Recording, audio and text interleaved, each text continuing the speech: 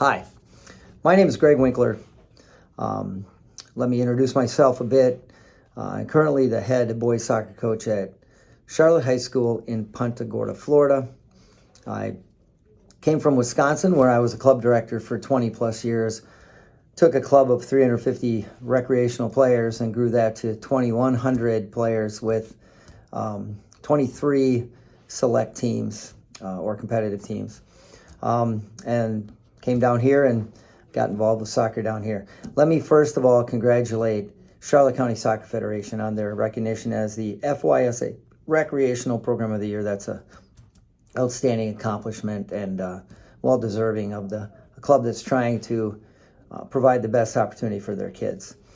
I worked with Charlotte County Soccer Federation earlier in the year on developing a set of club character traits, things that they're going to share with their players and their staff and their board, and try to improve their reputation in the community as well as the level of awareness of the program within the community.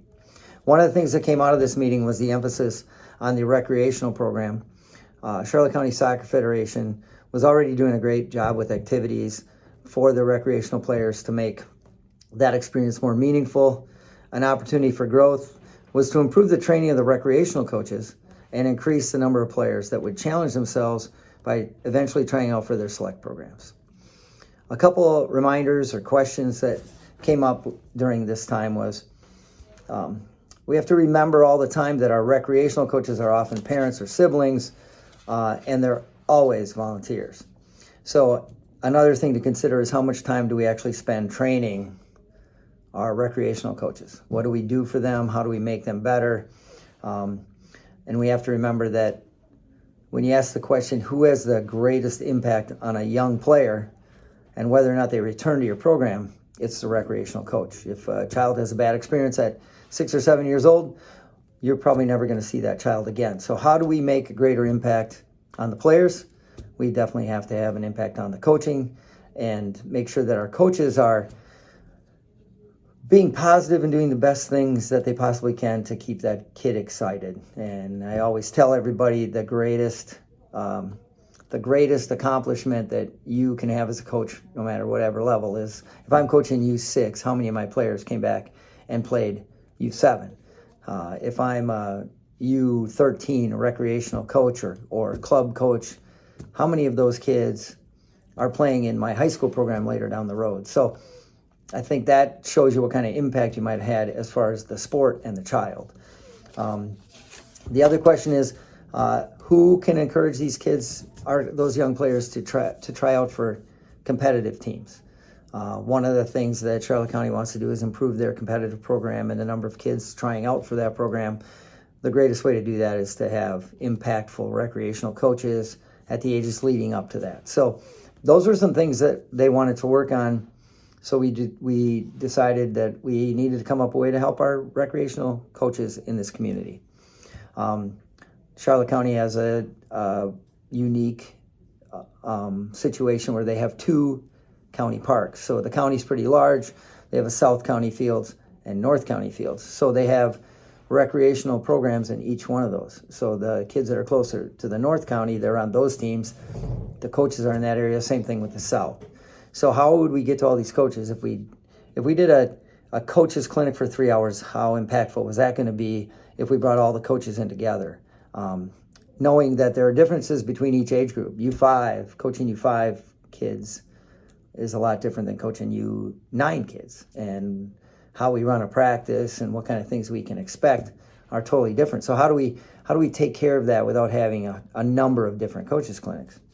So we came up with a plan where we would offer 10 sessions over a 5-week period.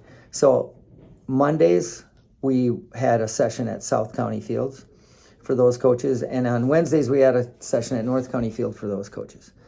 And then we divided that up by age group. So week number 1, we had all the U13, 15 coaches, rec coaches on the Monday, for example, and on Wednesday, we had all the U13, 15 coaches on the other field. So we covered all of those coaches in the same week and gave them the same information, and then allowed them to hopefully practice and implement some of the things that we talked about. The focus for this past spring was to look at what kind of practice plan did they make? Did they make a practice plan? How important a practice plan was? How important it was to mix up the activities for the age group. Attention span was taken into consideration. Physical development was taken into consideration. All those different things we presented. For instance, a U5 coach needs to understand that working on passing and give and goes and overlaps were not going to work. So a 5-year-old child does not want to give up the toy that they're playing with. So in that case, the ball. So everything we did with the U5 practice was ball related, the player and the ball. And fun activities, we changed the activity every 10 minutes and just kind of showed them how to have a practice that flowed, that was fun, and kept the kids excited when they left and wanting to come back and play more. So the thing we did was set up approximately an 1.5 to 2 hour time session. So for instance, when all the U7 coaches came on their night, the coaches would arrive at 6, no players. And the small group of coaches, depending on the age group, some groups were bigger than others, but we had that intimate group of U7 coaches at that particular park get together, and we provided information on physiological development, where a child was mentally, physically, what kind of technical and tactical things that we could work on with that age group and be most successful with, what they should get at U5, what we can enhance at U7. Then when we talk to U11 coaches, same thing, what should have been done at 7 and 9, and then what they could introduce at 11, so that the 13, 15. So again, there was a flow and there was some development for those kids. Then at 6, so that was a half an hour. We went over that. And again, we focused on what a practice should look like. They were given a practice plan template. They were also given a practice plan for that night. Because then at 6:30, 7:30, all the players for those age groups would come in.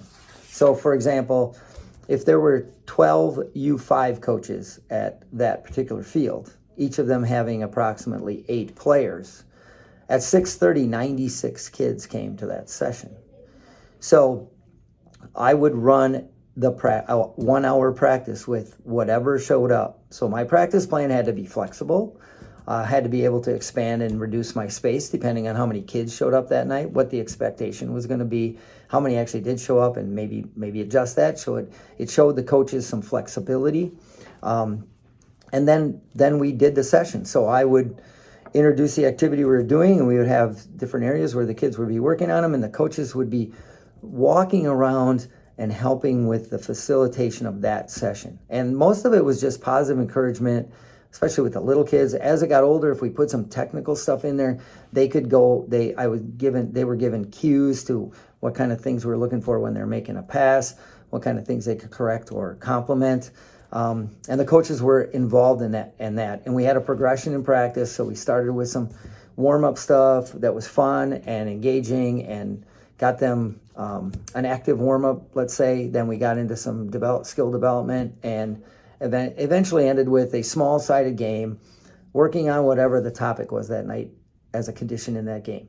So that was an hour. And then when that time frame was up, the kids would leave, and then we'd have a 15-minute to a half-hour wrap-up session with the coaches. Maybe they had a few more questions. Maybe they wanted to try something different. Some things came to mind. They wanted some more ideas.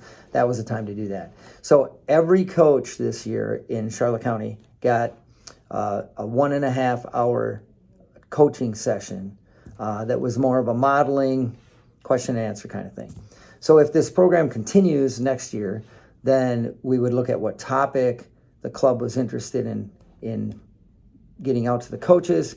We got the practice plan. So now from there, what do we want to do? So that's how they can help develop those coaches. The thing that it did do was it was taken very well received by the coaches. They didn't have to give up another day to come to a clinic It was their practice. They actually didn't have to write a practice plan that night because we provided that for them.